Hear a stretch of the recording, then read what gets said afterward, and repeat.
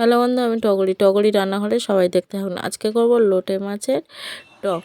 প্রথমে আমি লোটে মাছটা নুন হলুদ দিয়ে ম্যাগনেট করে রেখে দিয়েছি। এবারে আমি নিয়েছি কালো তেঁতুল, জলে ভিজিয়ে দিয়েছি। গ্যাসে আমি কড়া বসিয়ে দিয়ে দেবো সাদা তেল, 5 ফোড়ন, শুকনো লঙ্কা, পেঁয়াজ কুচি। পেঁয়াজটা লাল লাল করে ভালোভাবে ভাজা হয়ে গেলে অল্প একদম আদা রসুন পেস্ট দিয়ে ভালোভাবে আদা রসুনটাকে ভেজে নিতে হবে। স্বাদ মতো লবণ, হলুদ গুঁড়ো দিয়ে দেবো।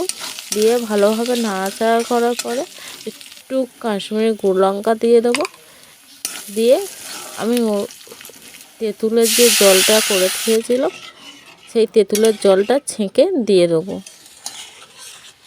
টকটা ফুটে এলে দিয়ে দেবো লোটে মাছগুলো দিয়ে ভালোভাবে ফুটিয়ে নিতে হবে। এরকমভাবে একবার বাড়িতে বানিয়ে দেখবে, লোটে মাছের টক খেতে তো খুব সুন্দর লাগে ভাত টাত খাওয়ার পরে।